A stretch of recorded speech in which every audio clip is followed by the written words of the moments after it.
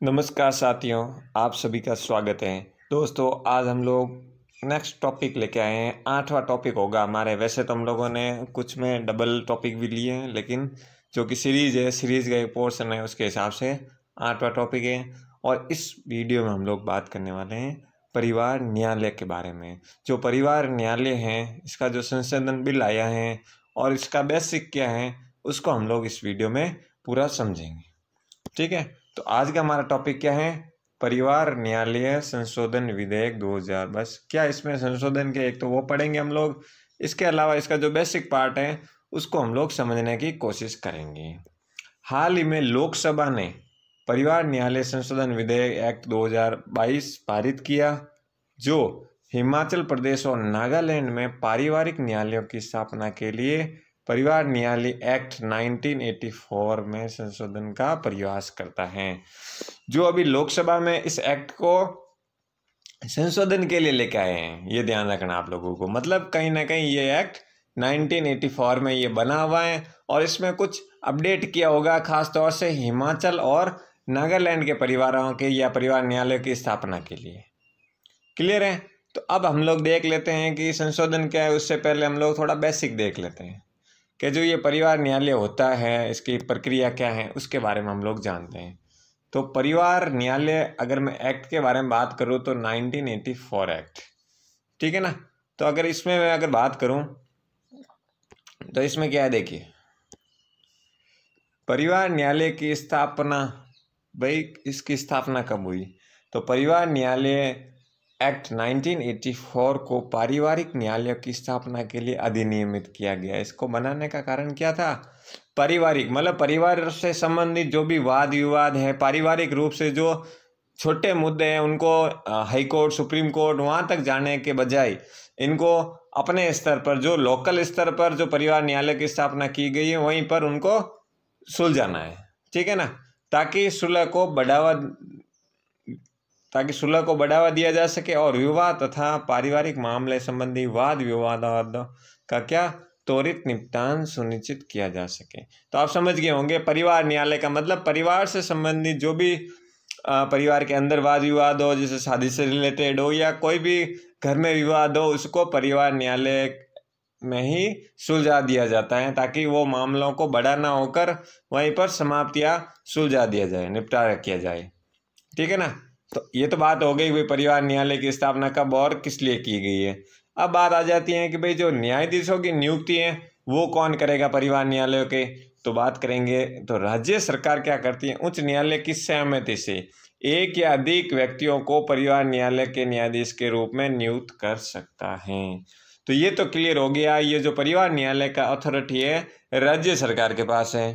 ठीक है ना। तो राज्य सरकार क्योंकि एक न्याय प्रणाली का हिस्सा है, तो कहीं ना कहीं हाई कोर्ट की सहमति से एक या एक से अधिक परिवारों के न्यायालयों के न्यायाधीशों को नियुक्त कर सकता है। जरूरी नहीं एक व्यक्ति हो, एक से अधिक भी हो सकते हैं। तो सबसे पहले इसमें किससे रिलेटेड क्लियर हो रहा है, तो परिवार से संबंधित वाद विवाद किस एक्ट के थ्रू? 1984 के एक्ट के थ्रू। उसके बाद न्यायाधीशों की नियुक्ति कौन करेगा?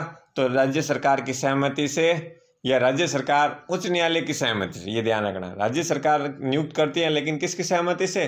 उच्च न्यायालय की सहमति से एक या एक से अधिक व्यक्तियों को नियुक्त कर सकता है। क्लियर है?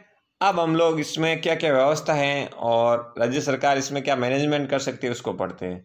तो राज्य सरकार निम्नलिखित के लिए परिवार न्यायालय की व्यवस्था कर सकती है। मतलब किन के लिए?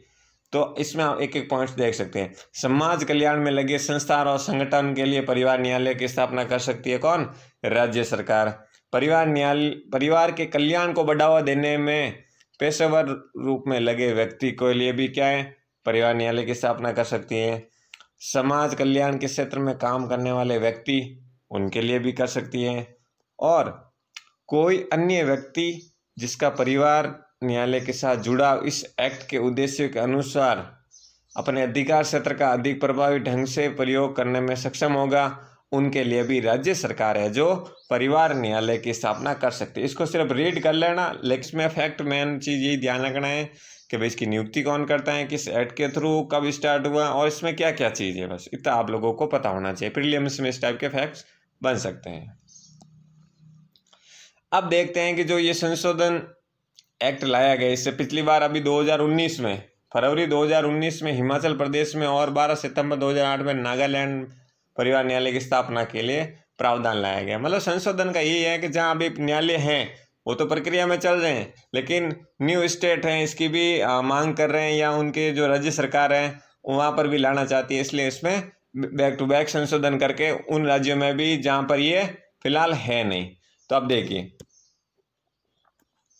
यह परिवार न्यायालय संशोधन एक्ट 9/2022 मतलब 2022 के प्रारंभ होने से पहले हिमाचल प्रदेश और नागालैंड की राज्य सरकारों और अन्य राज्यों के परिवार न्यायालय द्वारा किए गए उक्त अधिनियम के तहत सभी कार्यों को पूर्वव्यापी रूप से मान्यता प्रदान करने के लिए एक नई धारा 3A सम्मिलित करना चाहता है। मतलब इस एक्ट में अब क्या कर रहे हैं, एक नई धारा जोड़कर हिमाचल प्रदेश और नागालैंड की राज्य सरकार भी परिवार न्यायालयों की स्थापना कर सके, इसमें संशोधन मतलब का प्रस्ताव रखा गया है। तो विधेयक के अनुसार परिवार न्यायालय के जज की नियुक्ति सभी आदेश और अधिनियम के तहत ऐसे जज की पोस्टिंग या प्रमोशन या ट्रांसफर भी दोनों राज्यों के ही मान्य होंगे। तो मतलब यहाँ पर अथॉरिटी तो सब राज्य के पास ही है, क्योंकि ये स्टेट का मैटर है, ठीक है ना। वैसे तो न्याय प्रणाली का ऊपर तक का असर रहता है, लेकिन एकीकृत न्याय प्रणाली है तो ये अपने निचले स्तर पर राज्य सरकार के द्वारा इसका मेंटेनेंस और मैनेजमेंट सारा राज्य सरकार के थ्रू हाई कोर्ट की परमिशन के बाद ये सारी चीज़ें इसमें बदलाव और किया जाता है। तो इस एक्ट में पढ़ने लायक था ज़रूर, क्योंकि ये दोस्तों परिवार न्यायालय का मामला है तो कहीं कभार डायरेक्ट क्वेश्चन बन जाता है। तो एक तो किस एक्ट के थ्रू इसका संशोधन हुआ है, अभी क्या हुआ भले वो याद रखो न रखो, लेकिन इसका बेसिक्स, इसके वर्क क्या है, इसकी नियुक्ति कौन करता है, उसके बारे में आप लोगों को पता होना चाहिए। तो ठीक है दोस्तों, आज का टॉपिक ज़्यादा बड़ा नहीं था, लेकिन अगर आप लोगों को ये एफर्ट्स अच्छे लग रहे हैं तो प्लीज़ आप लाइक करें, शेयर करें, सब्सक्राइब करें। धन्यवाद।